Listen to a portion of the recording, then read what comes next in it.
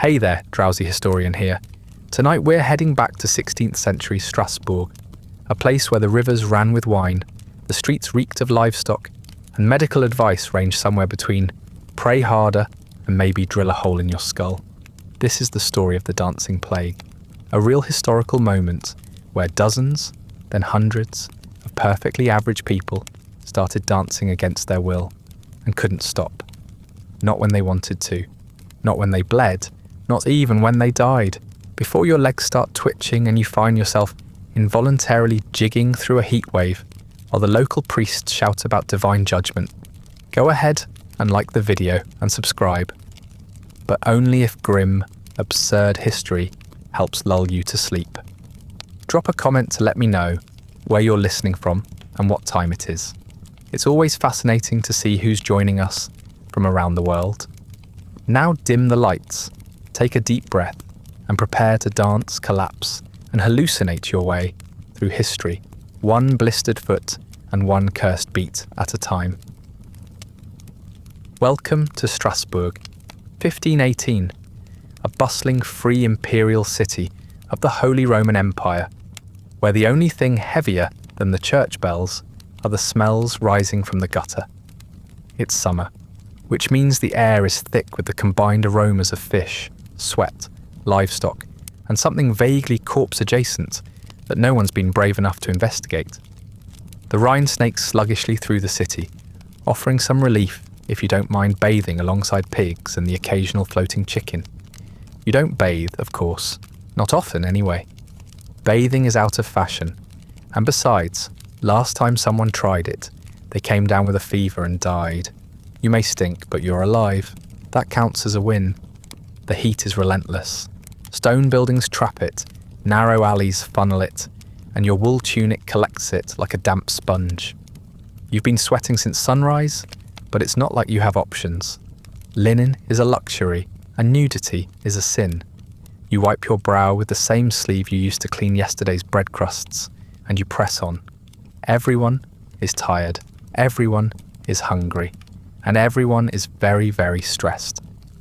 The harvest hasn't been kind lately, neither have the taxes, or the plagues, or the church. Honestly, it's a toss-up which has been worse. There's a tension in the city, not the usual background grumbling, but something sharper, like everyone's walking around with a fist clenched in their gut. The price of grain has risen again. Rumours swirl that bad wheat has poisoned entire villages, that the bishop is hoarding silver, that the devil is back in town. Maybe he never left. The sermons have gotten louder, the punishments harsher. People mutter about sin and wrath and divine punishment while they haggle over turnips. You hear someone mention comets, which is never a good sign. In the 1500s, a comet could mean war, famine, disease, or your neighbour's cow looking at you funny. Either way, it's probably your fault. You work when there's work. You beg when there's not. Your diet consists mostly of coarse bread, cabbage, and the occasional stolen onion. Water isn't always safe to drink, so you rely on weak beer, which does the trick if the trick is barely surviving and being mildly dehydrated at all times. You dream of meat, but even dreaming feels indulgent lately. Sleep is a luxury. Between the bed bugs, the noise, and the persistent ache in your legs, you never quite feel rested, and yet you go on, because that's what everyone does. Misery is normal. This is your life. Strasbourg, summer of 1518. You're dirty, you're exhausted, you're hungry, you're surviving, barely, and deep down, you have the uneasy feeling that something is coming. Something worse, something stranger. You just don't know what yet, but soon the streets will be filled with music no one asked for, and dancing no one can stop.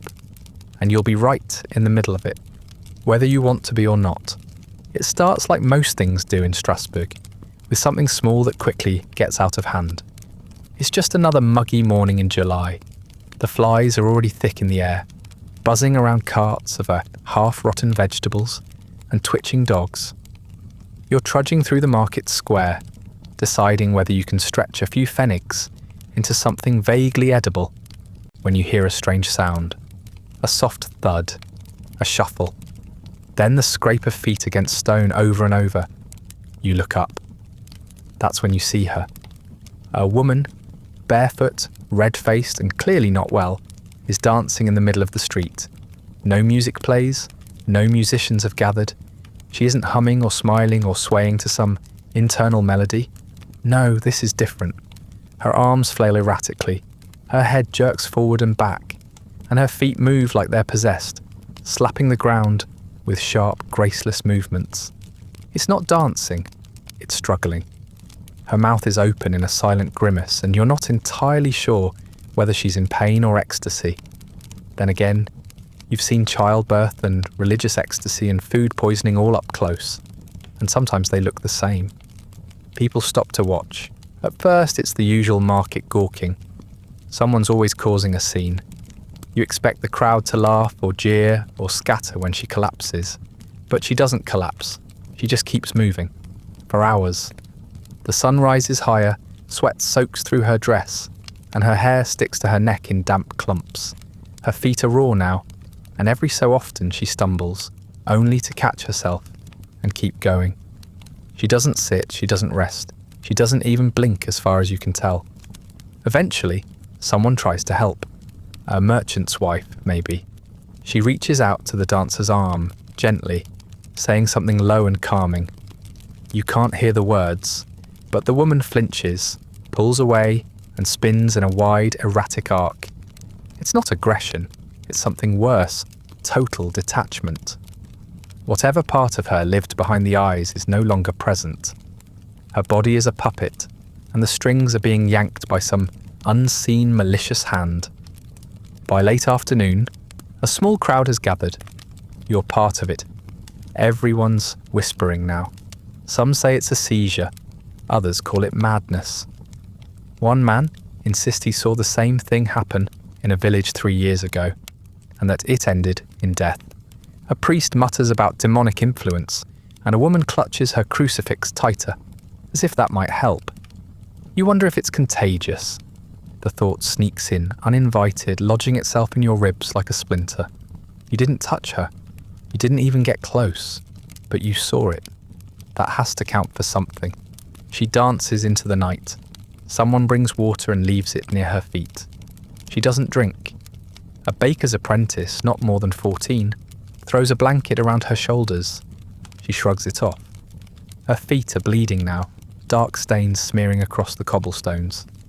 You think she might finally collapse. Instead, she spins, twitches, and keeps going, as if her muscles are made of clockwork. At some point, you go home, though you don't remember making the decision. You lie on your straw mat with your hands over your chest, eyes wide open. You can't stop seeing her. In the morning, she's still dancing. The crowd is bigger now. Word has spread. People are arriving from other parts of the city to see her. The local council has taken notice. You spot a few of the city watch lingering nearby, arms crossed, brows furrowed. One of them whispers something to a man in clerical robes. This isn't a performance anymore.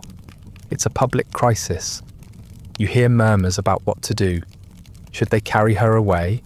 Chain her up? Exorcise her? What if she's touched by God? Or worse, what if this is punishment? For whom, no one is sure. By the third day, she's still at it. Her clothes are torn, her legs are trembling with every step, but the rhythm doesn't stop.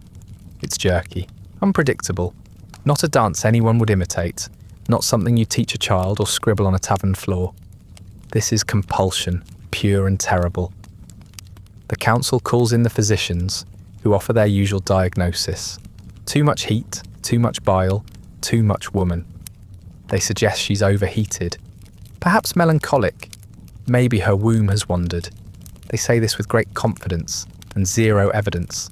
A few leeches are suggested, and someone fetches a barrel of them just in case. But no treatment is administered, because before they can get close, she's joined by another.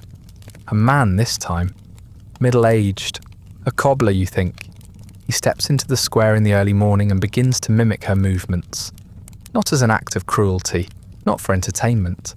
He looks terrified. His mouth moves like he's trying to say something, but no sound comes out. And then his limbs jerk into the rhythm. Just like hers, the watching crowd gasps as he stumbles into the same awful, frantic cadence. He doesn't stop either. 2 dancers, then 3, then 5. You can't look away. Something ancient stirs in the back of your brain. Something afraid. It's the kind of fear that doesn't have a name, the kind that lives beneath words. People aren't supposed to move like this. Not for this long. Not without control. It isn't right. It isn't natural. It feels like the rules of reality are bending under your feet. And if you look too long, you'll snap right along with them. That night, you sit alone by the river, listening to the distant sound of feet slapping stone. You tell yourself, it's not real, just exhaustion, a bad dream. But you can't help wondering what it would feel like to move like that, to not be able to stop, to watch your body betray you in front of a crowd. You shake the thought from your head and dunk your face in the water.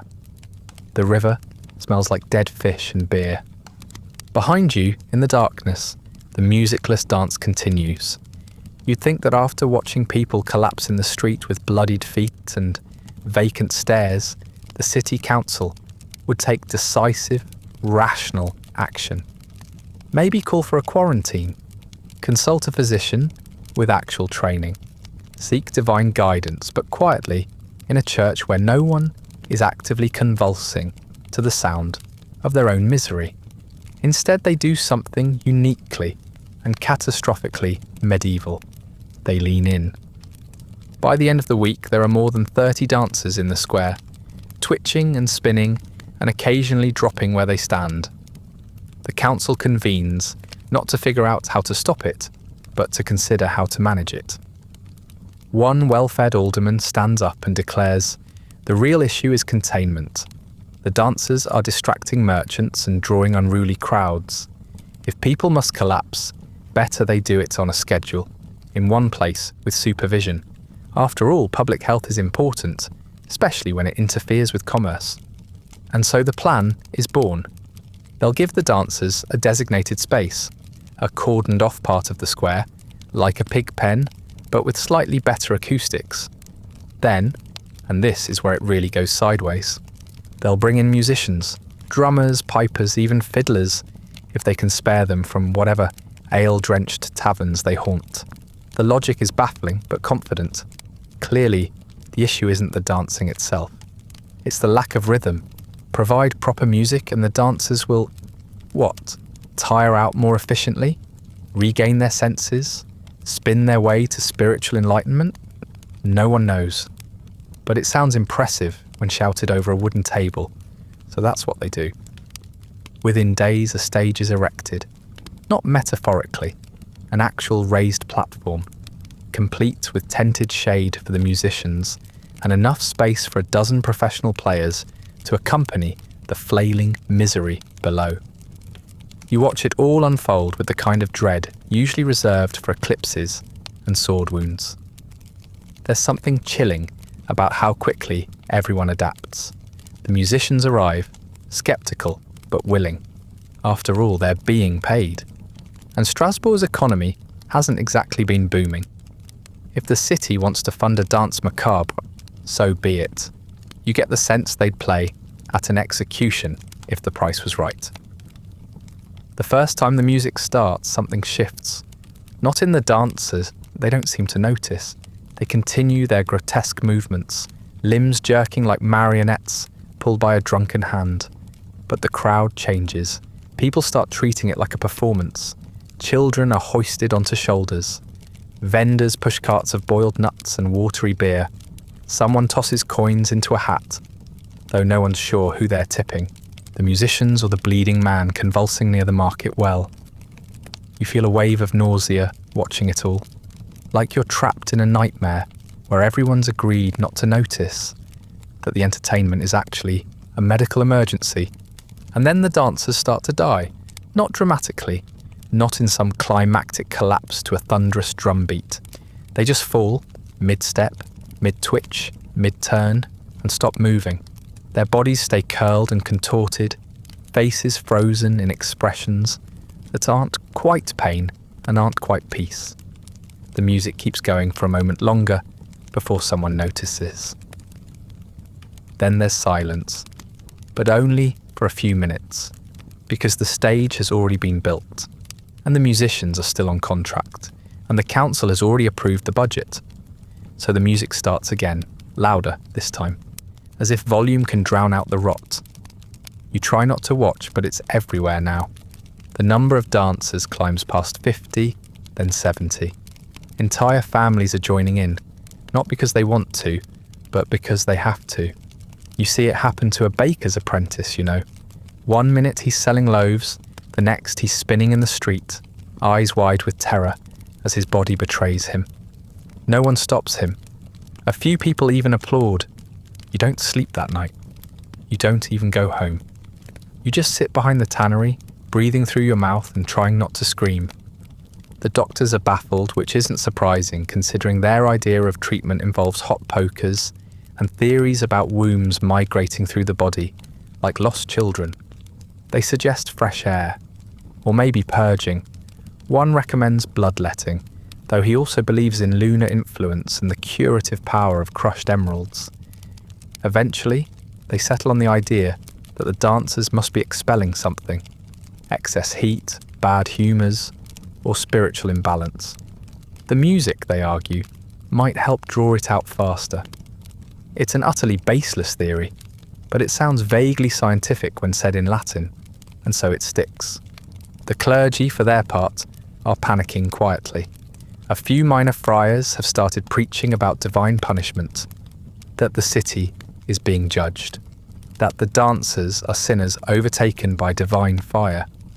You'd think this would inspire some kind of organised religious response, fasting, prayer, a mass maybe, but instead it triggers a round of frantic confession and public flagellation. Not by the dancers, by everyone else, because nothing helps a supernatural crisis like hitting yourself with a stick until you bleed. You start avoiding the square. You take longer routes to get where you need to go, but it doesn't help. The dancing spreads, not just through the city, but into your mind. You can hear it now, the low thud of feet, the scrape of skin against stone, the shuffle and slide of bodies that don't belong to themselves anymore. It's in your dreams, in your heartbeat.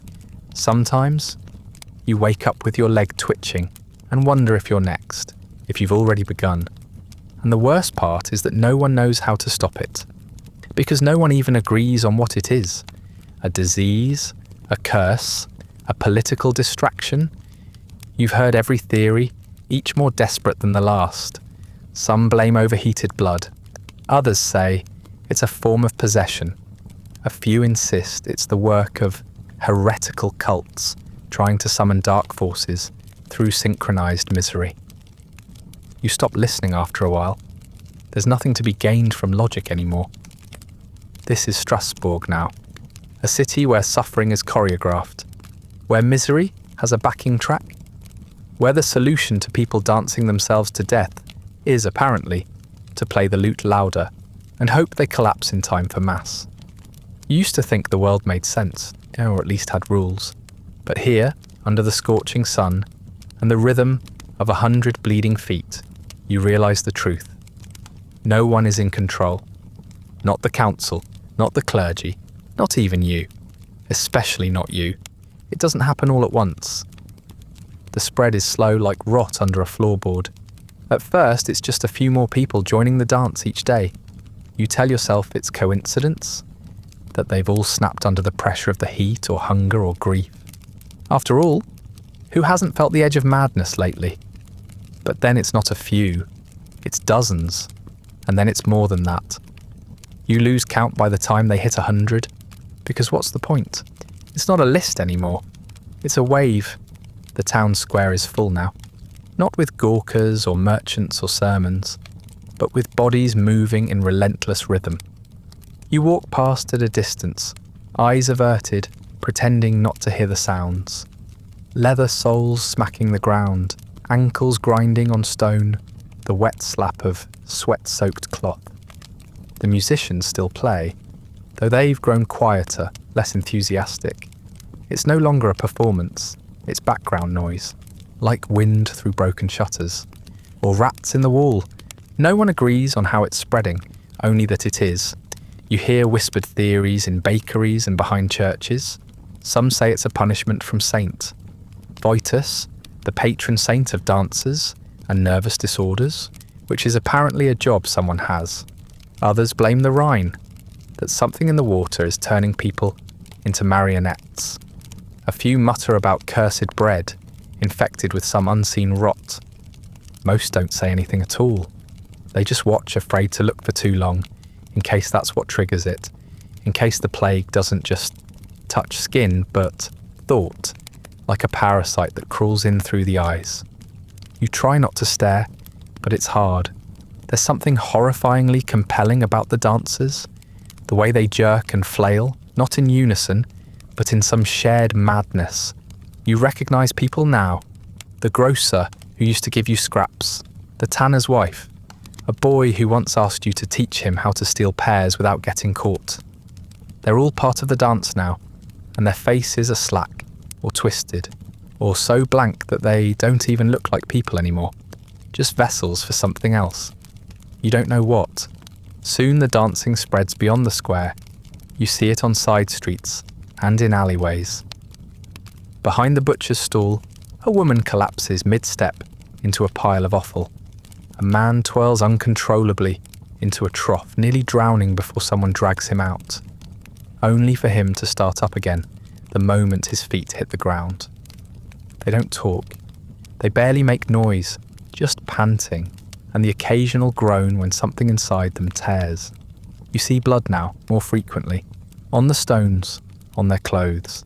Some wrap their feet in rags to keep dancing longer. Others don't bother. The city begins to bend around it. Markets shift locations. Sermons are moved indoors. The wealthy retreat into their homes and bar the doors, as if this madness respects wealth or wooden shutters.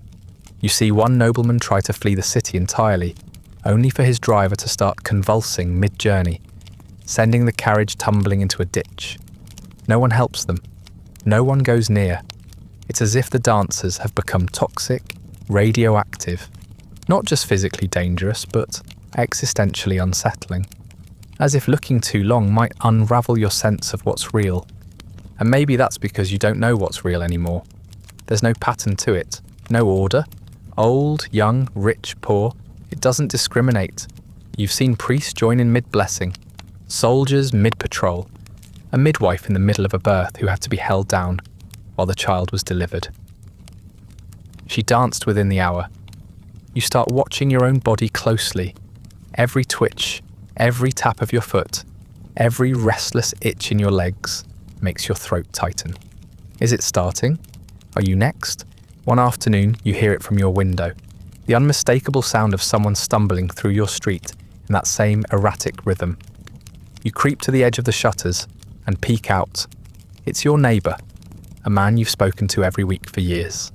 He's kind, quiet, fond of goats. But now he's shaking, staggering, his arms moving like he's underwater.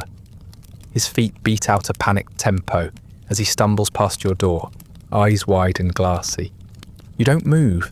You don't open the door. You just wait for the sound to fade. It doesn't fade. It gets louder. Every day the dancers multiply. They spill out from the square like a fever breaking through skin. Whole families join. Some try to restrain each other, to tie limbs down, to bar windows, to pray. But it doesn't work. You hear stories of husbands waking in the night to find their wives already mid-dance, sweat pooling on the floorboards, children who twirl until they drop, unconscious and twitching. Some wake up and start again, others don't wake up at all.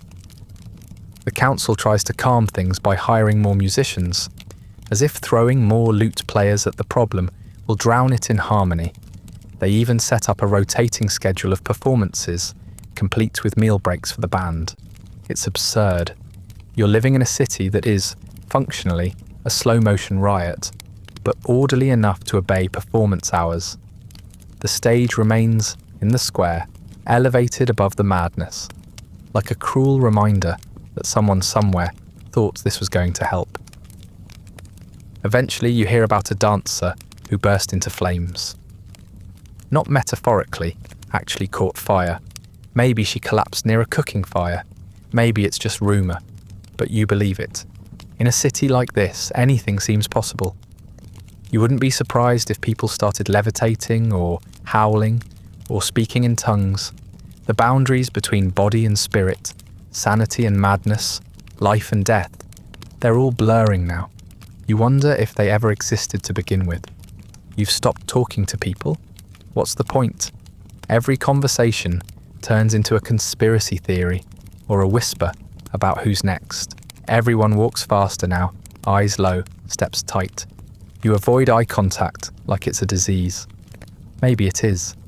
The city feels wrong, cursed, not in a poetic moral sense, but in a way that seeps into your bones. Like the air itself is vibrating, like the walls are watching. The streets don't feel like home anymore. They feel like a trap. And yet life goes on, sort of.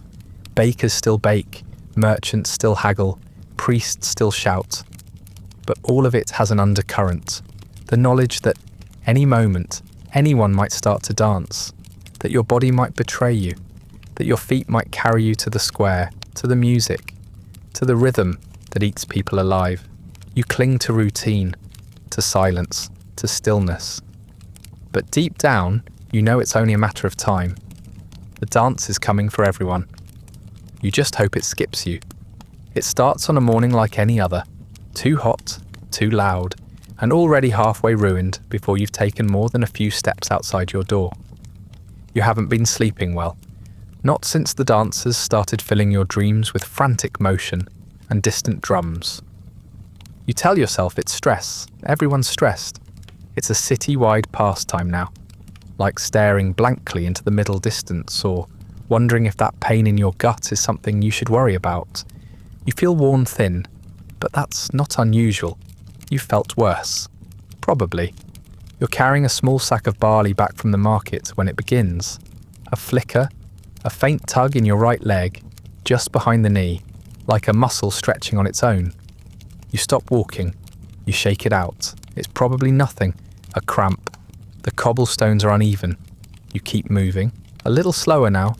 Your grip tightening around the sack like that might anchor you. But then the twitch comes again. Stronger. This time in both legs. You stumble, nearly dropping the barley. Your feet seem confused about where they want to go. You stop again, standing still in the middle of the street. You take a breath. Inhale, exhale. Tell yourself to stay calm. You've seen this before. You've watched others falter like this, just before the rhythm took hold. Your heart is beating too fast now, not with exertion, with anticipation, as if your body knows what's coming and is already bracing for impact. The world around you keeps moving. Vendors shouting, carts rattling by, children darting through puddles. But it all feels distant, like you're underwater, like something is pulling you up and out of yourself. Then your foot lifts. You didn't mean to move, you didn't tell it to, but it lifts anyway, and it comes down with a snap. Then the other one joins in. A half step, a pivot, a turn. Your arms swing forward, then back. It's not graceful. It's not coordinated. You look less like a dancer and more like someone trying to swat away invisible bees while being electrocuted. But the worst part isn't how it looks.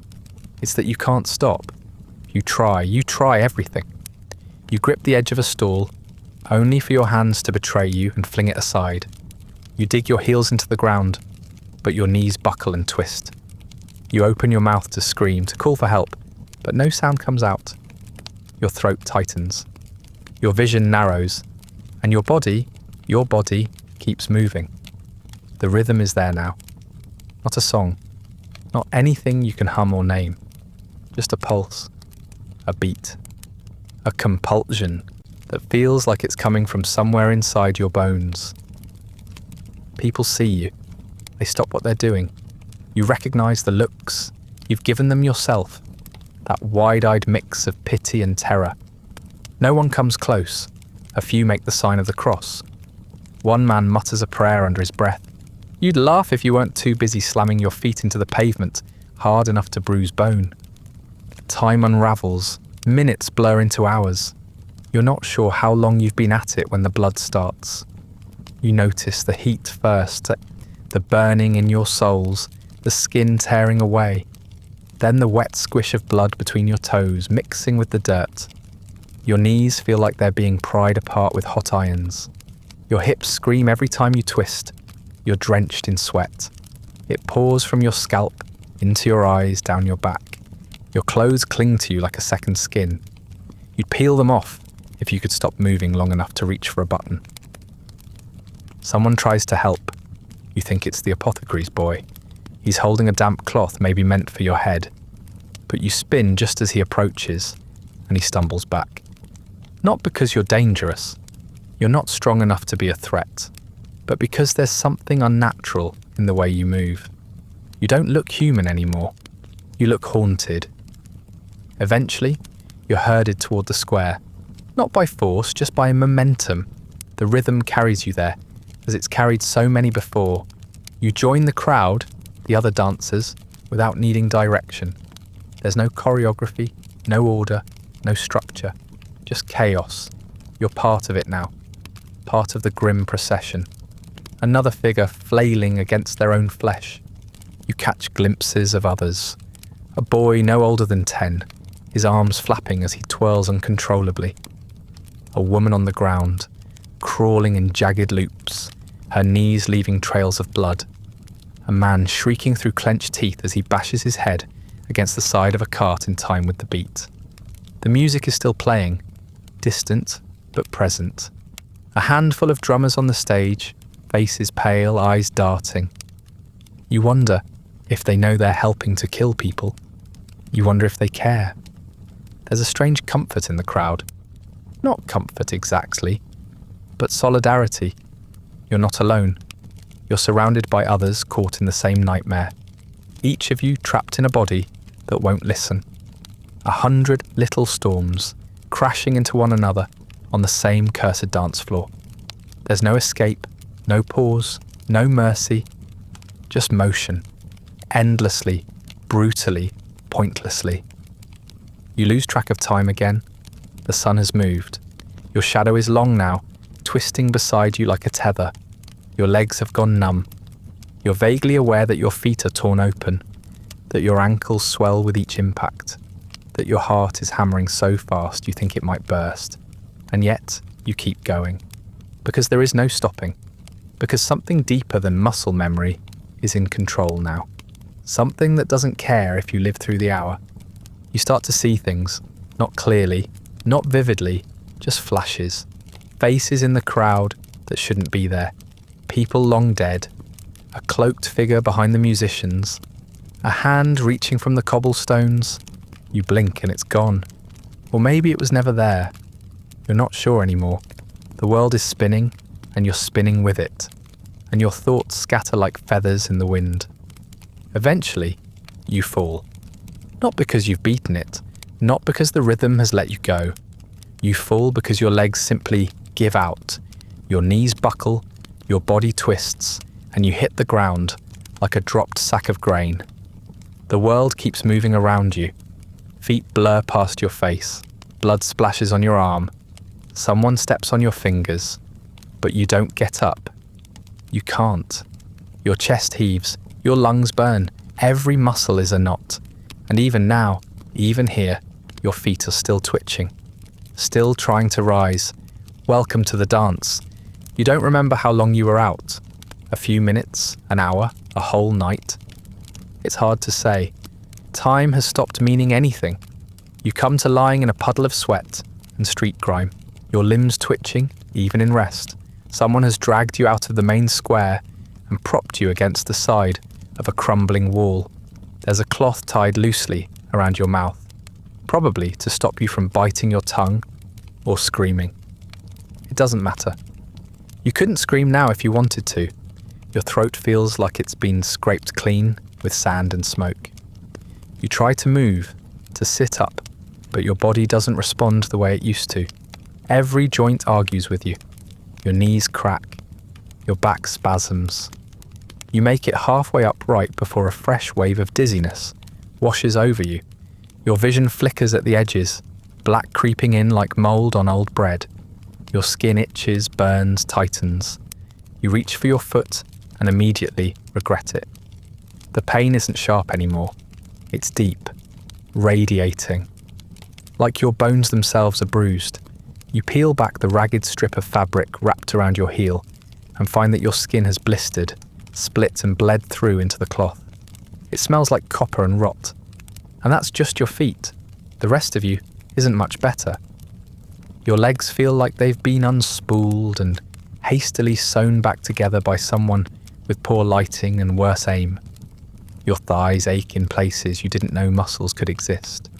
Your calves throb in a dull, pulsing rhythm that doesn't stop, even when you're lying still. Your arms are no longer arms. They are dead weights, trembling every few seconds like they're remembering the beat, even in your brief moments of stillness. Your stomach isn't cooperating either. You've vomited twice, maybe from exertion, maybe from the heat, maybe from something worse.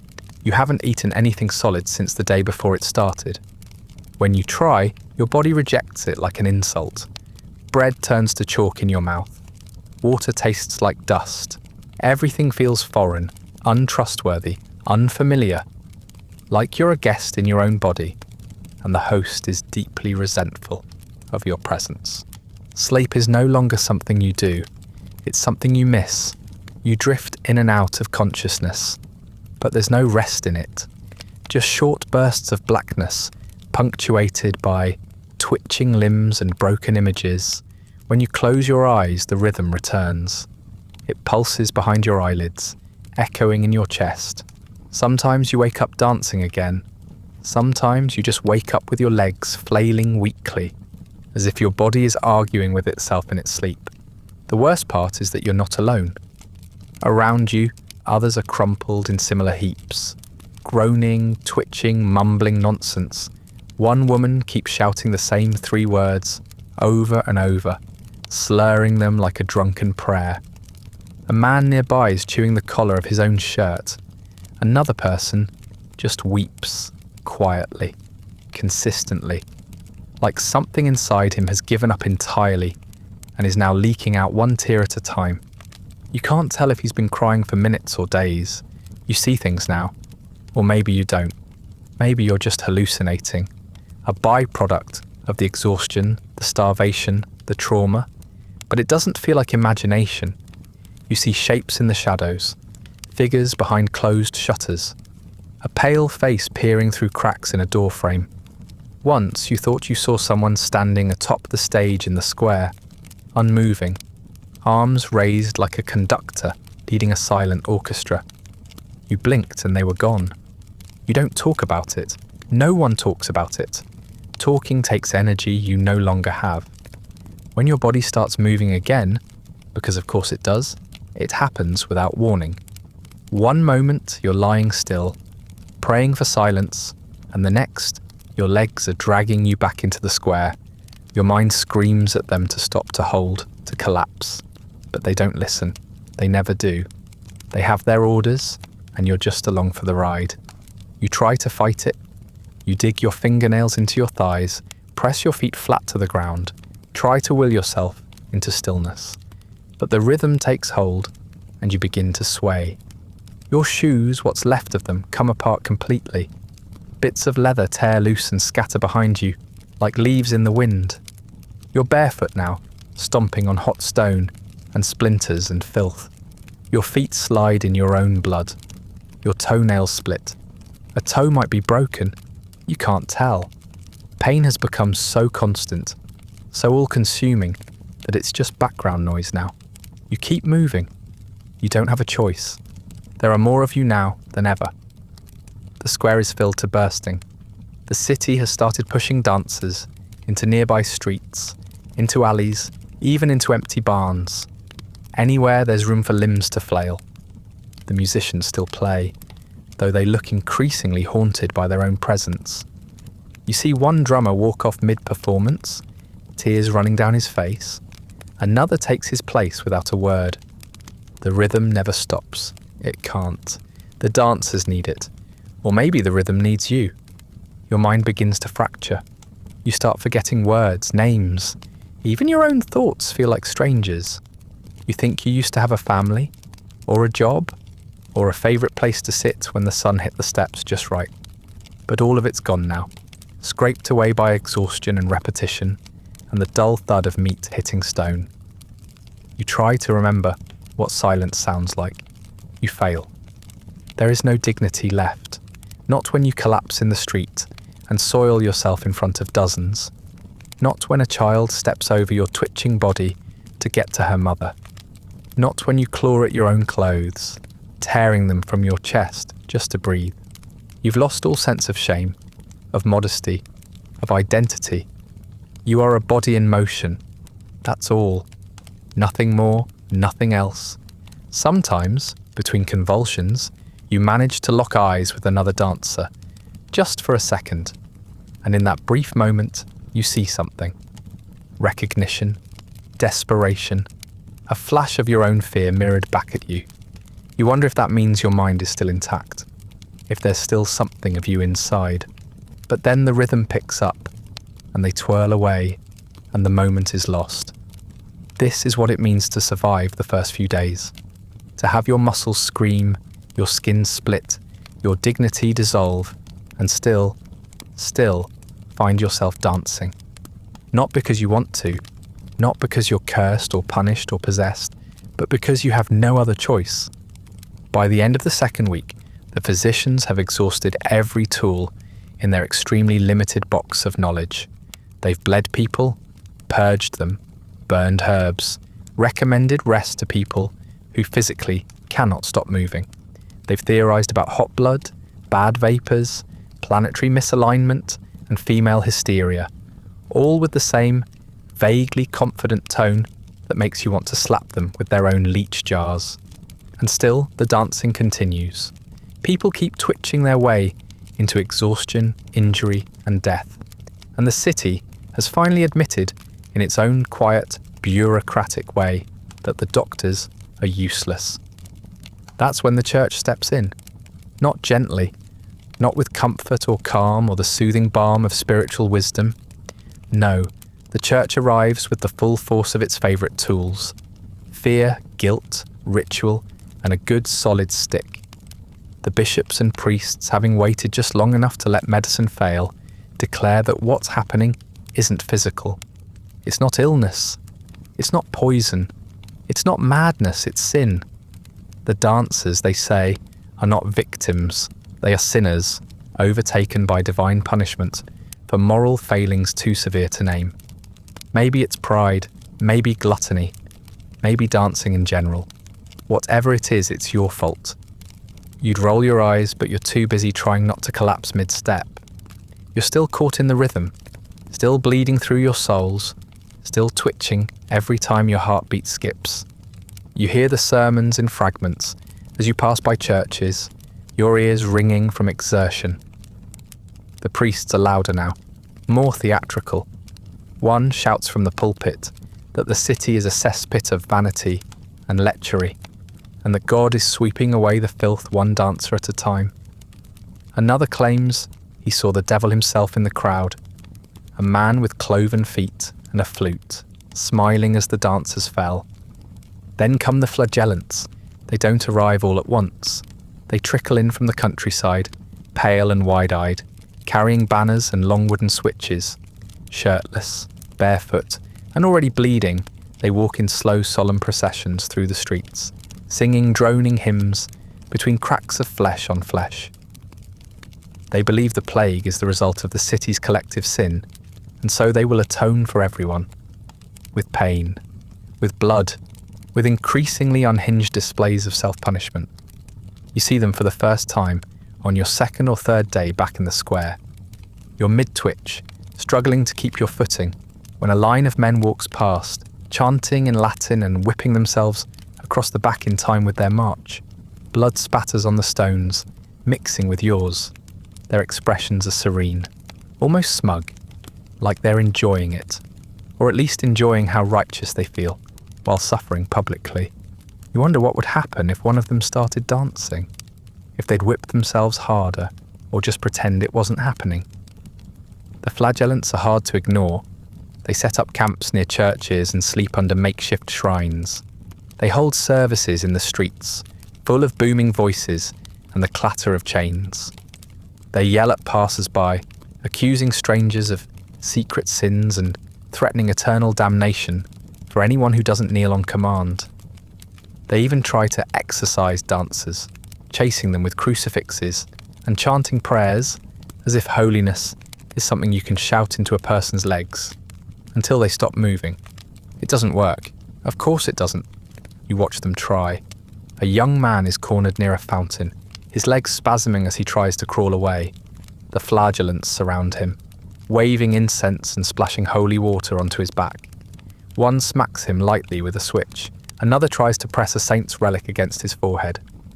The dancer shrieks, not from the prayer, but from the pain of being dragged to his knees by men who have never understood suffering unless it was self-imposed.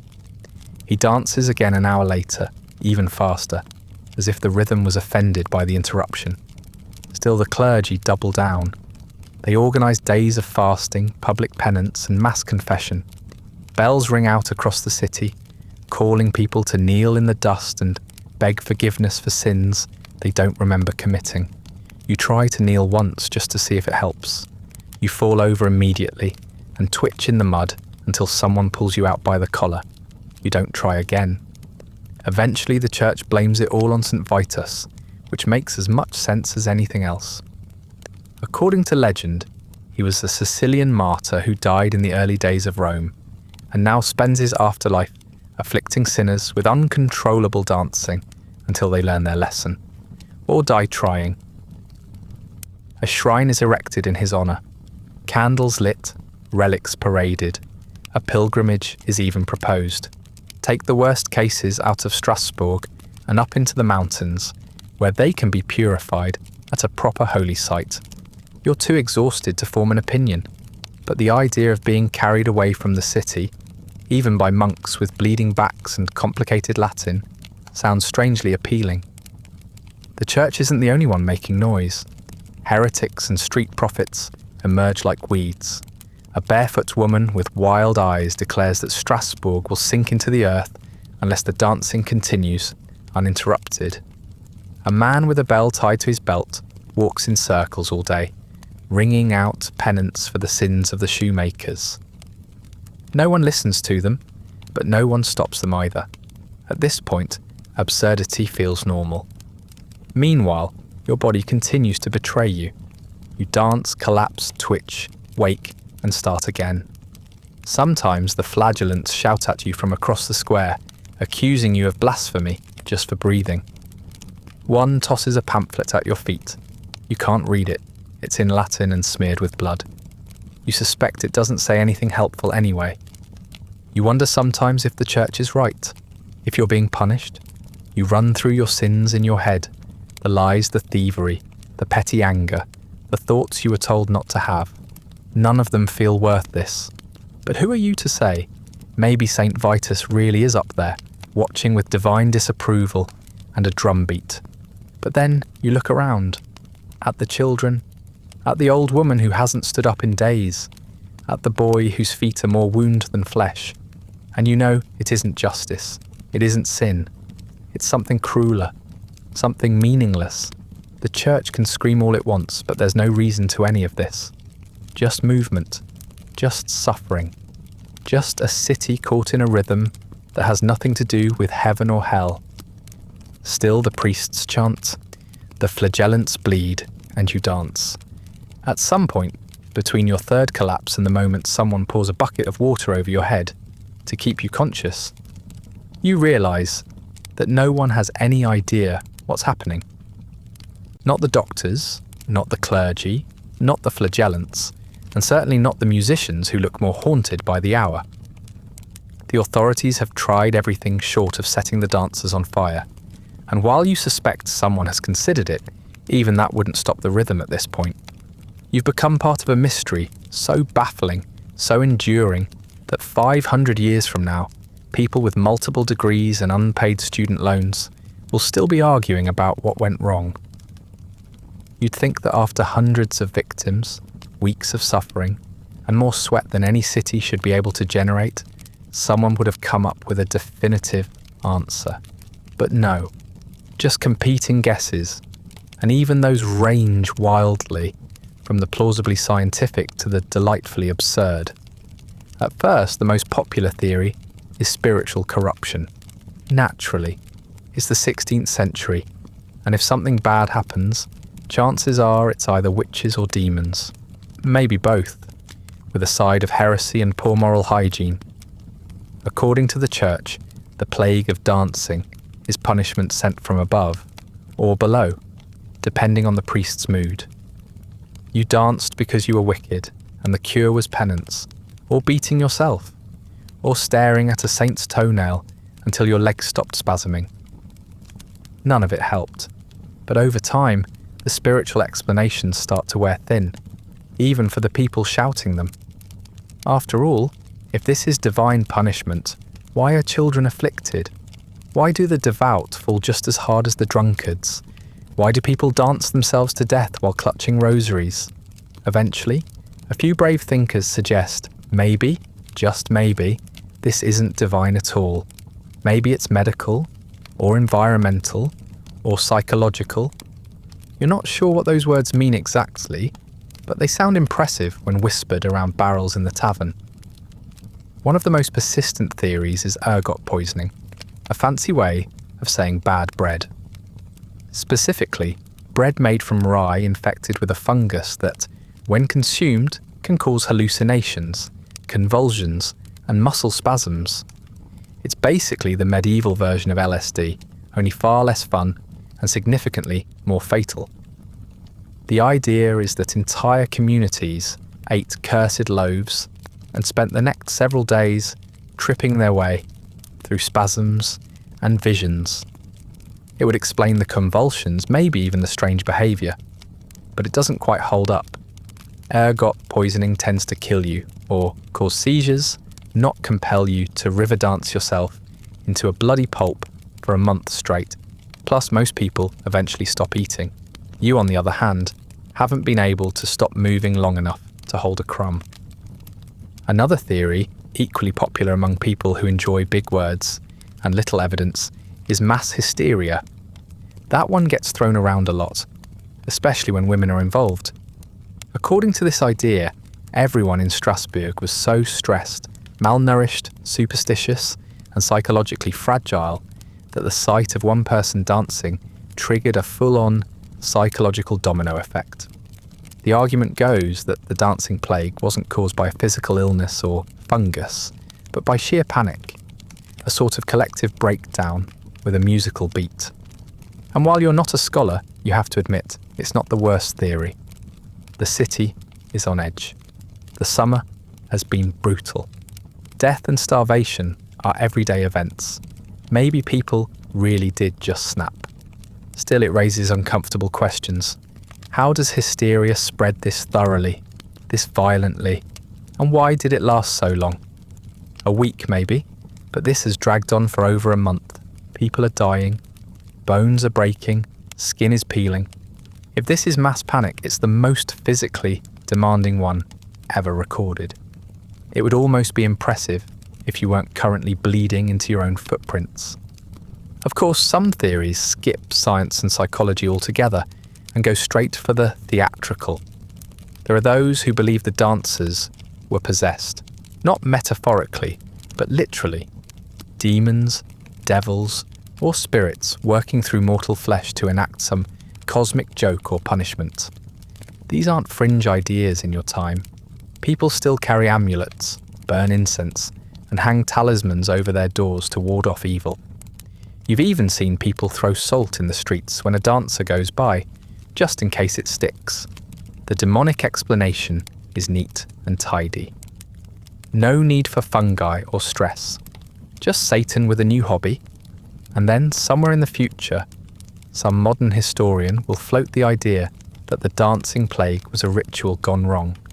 that maybe it started as some sort of ecstatic religious expression, an act of worship taken too far. Medieval people did, after all, have a habit of blurring the line between prayer and performance. There were saints who preached while standing on poles, mystics who starved themselves into hallucinations, monks who self-flagellated until they saw visions. Maybe the dancing started as a form of spiritual release and got stuck, but that doesn't explain why you can't stop, why it hurts, why it spreads like a curse. Your personal theory, if you ever had the strength to explain it, would be much simpler. This is just one of those times when the world doesn't make sense. Maybe it's not a disease or a demon or a sociological event. Maybe it's just a crack in the rules of reality, a moment where something broke and kept breaking, a misstep in the rhythm of life, and somehow you got caught in it. You'd like to think someone someday will figure it out, that historians with eyeglasses and clean hands will piece together the clues and write a tidy conclusion on parchment with academic confidence. But as your body convulses for the 7th time today, and your mouth fills with the taste of blood and copper, you find it hard to care what the textbooks will say, whether they call it ergotism, psychogenic illness, demonic affliction, or a very early and very cursed music festival. None of those names will make your bones ache any less. None will explain why your feet keep twitching long after your will has given up. So let the scholars debate, let the theologians preach, let the doctors shrug behind their masks. You're too busy trying not to die mid-pirouette to care who gets to publish the paper. This isn't theory to you. It's survival, it's pain, it's exhaustion, it's the creeping horror of knowing your body has become a mystery to itself, and the answer may never come. Eventually, someone decides that what you really need is a doctor, not the kind who fixes broken bones or stitches wounds. Those are in short supply. No, you get the kind of doctor who wears a robe that hasn't been washed since the last plague, and who believes with great confidence in things like bloodletting, bile, and planetary misalignment. He arrives with a satchel full of tools and tinctures, and an expression that suggests he's already given up on you. He doesn't ask how you feel. He doesn't check your pulse. He doesn't even touch you, really. Just peers at your twitching limbs from a safe distance, and then nods like your body has confirmed some long-held theory. He mutters something about humours. Your black bile is clearly in excess, or perhaps your yellow bile is in rebellion. Either way, your internal balance is off, and the solution, he assures you, is to bring it back into harmony. You've heard this speech before. Everyone has. It's the medieval medical equivalent of, have you tried turning it off and back on again? When in doubt, drain the fluids, or heat them, or cool them. It's all about temperature and texture. Never mind the fact that your legs are doing the macabre equivalent of a bar fight, and your feet look like someone took a rasp to a pig's hock. The first suggestion is fresh air. You are advised to remove yourself from the city and go somewhere breezy, preferably with herbs hanging nearby and soft soil underfoot. You'd love to do that. Really, you would. But there's one small problem. You can't stop dancing. You're not strolling out to a countryside cottage like some nobleman with gout.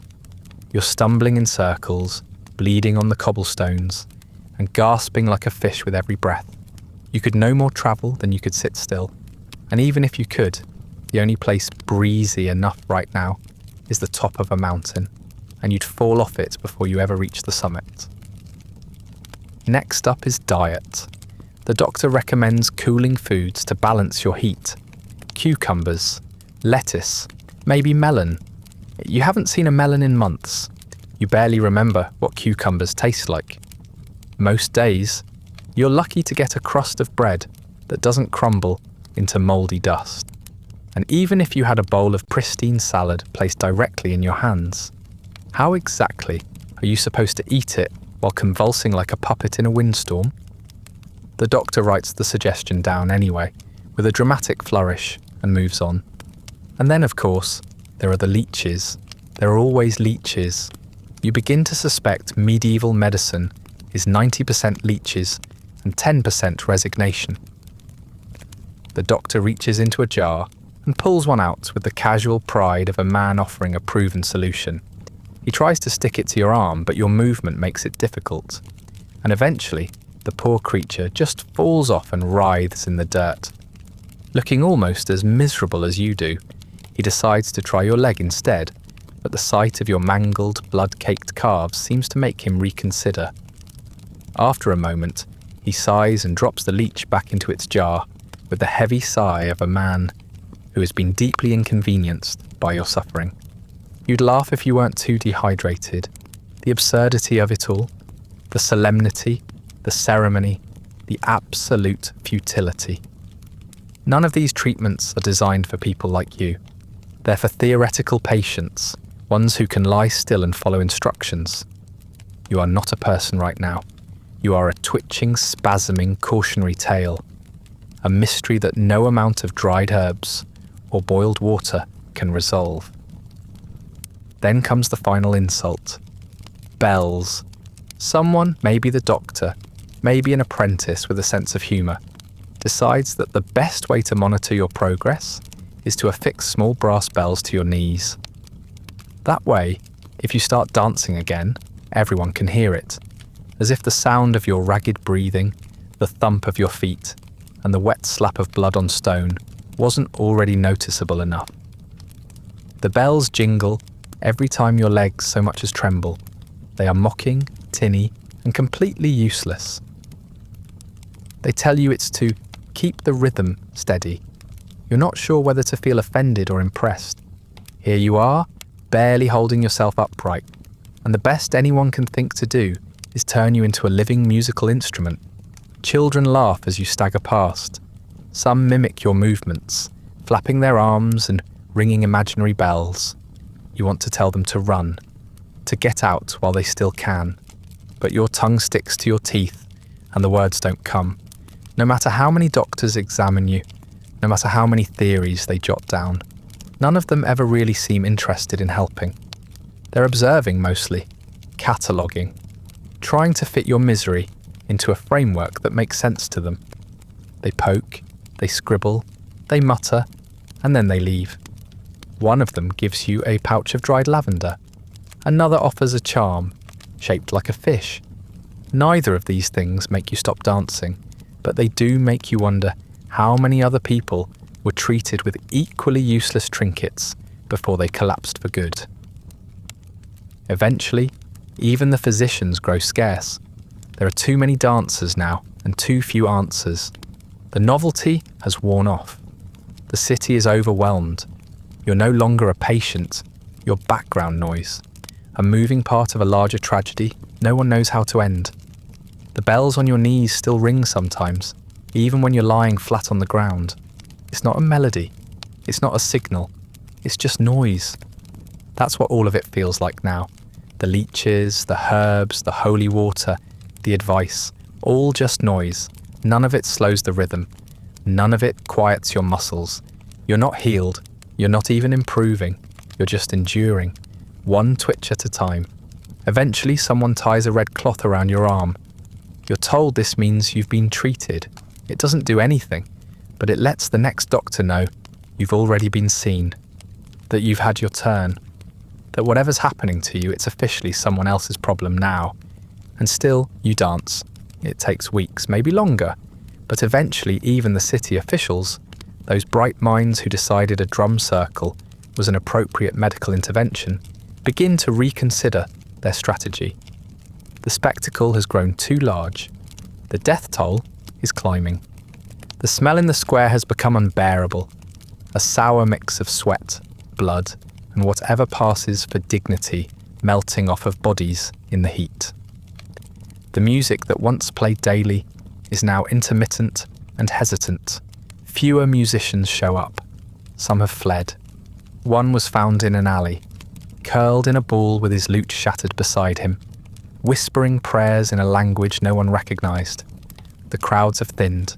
There are no more gawkers, no more curious nobles pretending they're simply observing the lower classes suffer for science. The mood has shifted from morbid fascination to something closer to fear. There are whispers that the entire city is cursed, that something unholy has taken root and is growing louder with every foot that strikes the stone. Merchants relocate their stalls. Clerics stop holding open-air sermons. Even the flagellants have moved on, their bloodied footprints fading from the cobblestones. The square, once the centre of civic life, now feels like a graveyard that hasn't finished filling. It's around this time that someone remembers the shrine. Nestled high in the Vosges Mountains, hours away by foot or mule, is a modest chapel dedicated to Saint Vitus, the same saint now blamed for this catastrophe. The priests insist he's not angry, just misunderstood, or maybe overworked. Regardless, they propose a new plan. The dancers, particularly the worst afflicted, should be removed from the city and taken to the shrine to seek divine healing. No one offers an explanation for why this couldn't have been done sooner. But at this point, any plan that doesn't involve tambourines is considered an improvement. You're too far gone to argue. By now you're more bruised than body, more spasm than self. Your thoughts come in short, broken flashes. Your skin is clammy, your lips cracked. You barely recognise your own name when someone says it. So when two men in rough robes lift you by the arms and begin dragging you toward a cart, you don't resist. You barely even react. You hear someone mention the shrine, and for a brief second, you imagine peace. Cool air, quiet trees, water that doesn't smell like fish and rot. You imagine stillness. Then your legs twitch again, and the dream dissolves. The ride to the mountains is worse than anything you've endured so far. They load you into a cart with a few dozen others, bodies piled like kindling, limbs tied to keep them from flailing too violently. The road is rough, uneven, and unforgiving. Every bump sends fresh pain through your joints. You lurch with each jolt, grunting, twitching, groaning. You're given no food, just a skin of lukewarm water passed down the line, like a holy relic. Someone vomits over the side. Someone else begins muttering in a sing-song voice and won't stop. At one point, the cart breaks an axle and you're all dumped into a ditch. You don't remember climbing back in. You're not sure if you did it yourself or if someone carried you like a sack of spoiled grain. You hallucinate along the way. Maybe it's the heat. Maybe it's starvation. Maybe your brain is finally giving up. You see saints hovering at the treetops, their halos crooked and mouths moving like fish. You hear bells that aren't there, smell incense where there is only mud. A woman beside you gasps and claims she saw an angel. You glance where she's pointing and see a dead crow nailed to a branch. You nod, because who are you to say otherwise? When you finally arrive, the shrine looks nothing like salvation. It's a squat stone building with a leaky roof and a wooden cross bolted above the door. A few monks scurry around, clearly unprepared for what's been dumped at their doorstep. They'd expected pilgrims, maybe. Not this convoy of broken marionettes. They wave incense and chant and sprinkle holy water as you're carried inside, then lay you on a straw mat that smells of mildew and other people's despair. They try, you'll give them that. They bathe your feet, which hurts more than you thought pain could. They feed you broth that tastes like regret and boiled onion. They read scripture over your twitching body and press relics to your forehead. One places a carved wooden charm in your hand, closes your fingers around it like it's a lifeline, and whispers a prayer that might as well have been a lullaby. You cry when no one's looking, not from the treatment, from the fact that for the first time in weeks, someone has touched you like you're still human. But the rhythm doesn't care. It returns like a storm breaking over a crumbling roof. You find yourself dancing in the shrine's courtyard, staggering between crude statues and shriveled rose bushes, your body refusing to honour the sanctuary.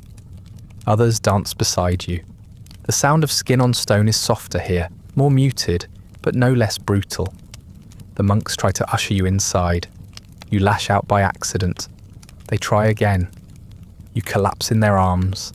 Days pass in a blur, or maybe it's weeks. The hallucinations continue. You see your mother, long dead, beckoning from a corner. You see your own face reflected in a puddle, distorted and writhing. You dream of quiet places and wake to the familiar ache in your muscles. Eventually, you stop trying to separate real from imagined. It doesn't matter anymore. All that matters is that you're not in the city. You're not in the square. You're somewhere else. Somewhere quieter. Even if it's still hell, at least it's a different kind. And then slowly, the rhythm starts to fade. Not entirely, not evenly. Some around you keep dancing until they drop for good. Others twitch in their sleep, but manage to stay lying down. You find yourself moving less often, resting longer, eating actual food. Your feet still ache, but they stay planted more often than not. The monks say you're healing. You don't believe them, but you don't argue. You've stopped expecting answers. Survival is enough. The shrine isn't salvation. It's a triage unit. A final holding place for those too weak to keep dancing and too stubborn to die. You lie in the shade of the chapel, listening to the wind, waiting to see if your legs betray you again. You don't trust your body. You may never trust it again. But for now, for today, you're still. And that feels like a miracle. When it finally ends, it doesn't feel like victory. There's no moment of clarity, no divine light breaking through the clouds, no chorus of angels applauding your endurance. You don't rise from your mat in triumph. You don't rise at all. You stop moving because your legs quit. That's it. One day, they simply refuse to respond. Your body stages a mutiny. You try to twitch and nothing happens. Your arms spasm weakly. Your knees remain locked. Your toes curl but don't lift. It's not relief. It's collapse. You lie there for hours waiting for the rhythm to return. It always has before. But this time, it doesn't. Your limbs feel like sacks of flour soaked in vinegar. Useless, swollen, burned. You feel detached from yourself. Like your body has become a wreckage site, and you're just a reluctant archaeologist, piecing together what used to be a human being. The monks come and check on you. One of them says you've turned a corner. You want to ask if it's the kind of corner people turn just before falling into a ditch, but you're too tired to be clever. The silence is strange. It presses against your ears in a way that feels unnatural. After so many weeks of relentless motion and constant noise, drums, bells, footsteps, sobbing, the absence of sound isn't peaceful. It's unnerving. You startle at small things now. A door creaking, a twig snapping, your own breath. You twitch when you hear wind blowing through nearby bells. You flinch at the jingle of a mule harness. Someone drops a bucket in the courtyard, and your body seizes before you even think about it. Your feet are ruined. That's the word one of the monks uses carefully, like he's trying not to alarm you. He unwraps the cloth from your left foot and makes a face that says more than words ever could. You catch a glimpse of it. Red, swollen, blackened in places, the skin blistered and torn like overcooked meat. The toenails are mostly gone. The bones feel wrong, misshapen, misaligned. The right foot is worse. It's infected. You know it without being told. It radiates heat and pain. You try to imagine walking again, but the image falters halfway through. You'll never move the same way. Never move without remembering. Your legs are stiff, useless things now. They shake when you try to stand. They ache even at rest. The muscles have turned to knots and cords. Your back screams if you shift too suddenly. Your shoulders are hunched. Your neck clicks when you breathe. It's as if the dance hollowed you out and left behind a fragile shell, stitched together with scar tissue and fatigue. When you finally manage to hobble across the room with a walking stick, one of the monks smiles like you've performed a miracle. You feel like you've committed a crime. Then there's your mind, or what's left of it. You struggle to keep your thoughts in order. Names slip away. Memories blur together. You sometimes forget where you are or why you're awake. You speak slowly now, not because you're choosing your words, but because you're reaching for them like slippery stones on a riverbed. You dream constantly, but the dreams aren't dreams. They're replays. The dance continues behind your eyes, over and over, in jerky, disjointed loops. You wake up with your hands clenched and your jaw locked. You wake up sweating, sometimes crying. You hear things too. Bells mostly, faint ones, even when there are none around. You ask the monks about it. They nod, say others have the same problem. Echoes, one calls them. He says they fade in time. You don't believe him. You've started to measure your days by the space between hallucinations. One morning you smell incense and there's no one nearby. Another evening, you see a woman in the corner who disappears when you blink. You know she's not real. That doesn't help. You're afraid of music now. Even soft humming makes you tense. One of the monks whistles while sweeping the floor and you nearly fall off your stool. You tell him not to. He apologizes. But later, he does it again. It's not malice, he's just forgotten. He can forget. You can't. The trauma lives under your skin like a splinter that's burrowed too deep to pull out. You hear the opening bars of a tune and your legs twitch, just slightly, enough to terrify you. You avoid the mirror. Not that there's much to see. A chipped piece of glass hanging on a crooked nail, reflecting a face that doesn't look like yours anymore. You've lost weight. You've lost hair. Your eyes have gone sunken and wild. You look like someone halfway between survivor and ghost. The other dancers, those who are left, look the same. You recognize them by their posture, their limps, their 1,000-yard stares. You nod at each other without speaking. What would you even say? Some people died, that much you're certain of. You don't know how many. The monks don't share the numbers, but the mats in the chapel seem fewer. The meals are quieter. The faces blur together. You ask about a woman who used to share a bench with you. No one answers. You stop asking. The city hasn't sent word. You're not sure they even care anymore. You imagine Strasbourg moving on. Streets swept clean, merchants shouting again, new gossip replacing the old. Maybe they've decided the plague is over. Maybe they've buried it with the dancers. Maybe someone somewhere is still trying to explain it. You don't envy them. You lived it, and you still don't understand. You don't want to. Eventually, you're well enough to leave. Not healed, not whole, but ambulatory, sort of. A monk gives you a walking staff. Another hands you a small satchel of dried food. No one offers advice. No one gives you a blessing. They're kind, but tired. This place has swallowed too many people already. You walk down the mountain slowly, legs aching, heart hammering with every step. The path feels unfamiliar, like it belongs to someone else's story. At one point, you hear a bird call that reminds you of a flute, and your breath catches in your throat. You stop. You wait. Nothing happens. After a minute, you keep walking. You make it to the outskirts of a village, not Strasbourg, somewhere smaller, quieter. You don't tell anyone your name. You don't explain the limp. You settle into obscurity like slipping into a bath. You chop wood.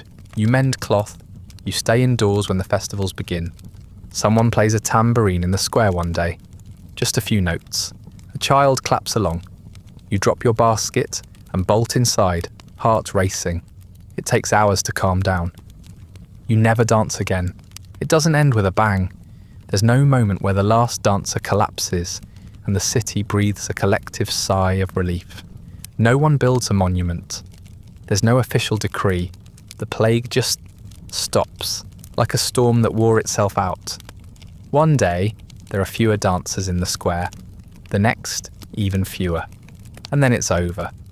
Quietly. Without ceremony. As if it never happened. No one talks about it. Not really. The council never offers an explanation. The church moves on to more familiar sins. The doctors go back to diagnosing bad dreams and recommending boiled roots. People whisper, of course, but only in vague terms. That's summer, they say, or the trouble, as if naming it might bring it back. And maybe they're right. Maybe the rhythm still lurks beneath the cobblestones, waiting for the right moment. Or maybe no one wants to remember how fragile everything became, how close the city came to unravelling under the weight of something it couldn't understand. You become part of the background again, A face in the crowd, a limp in the marketplace. No one asks what it was like, not seriously. A few drunkards nudge you in the tavern and joke about your fancy footwork. You smile and excuse yourself. You don't tell them about the pain, the fear, the hallucinations, the constant, sickening feeling that your body had become a stranger. They wouldn't understand. They wouldn't want to. Years pass. Other disasters come along to fill the space. Famines, wars, floods. The world never stays quiet for long. The dancing plague becomes a footnote, strange, unsettling, quickly forgotten. Some claim it never happened at all, that it was exaggeration, a fable, a fever dream, shared by a city on the edge. You know better. You lived it. You danced until your blood turned the streets slick, until your feet gave out, until your sense of self crumbled like stale bread in the rain. But history is selective. It remembers kings and treaties, not spasms in the dirt. The story gets smaller with each retelling. It becomes a curiosity, a dark little joke tucked into textbooks and academic papers. And you're just one of the poor fools who danced through hell while everyone else tried to sell tickets. No one will ever fully explain it. No one will ever truly believe it. But that's fine. Let them forget. Let them reduce it to metaphor and myth. You don't need them to remember. You only need to rest. So go ahead. Lay down your aching limbs. Let the silence hold you. Sleep now. You've earned it.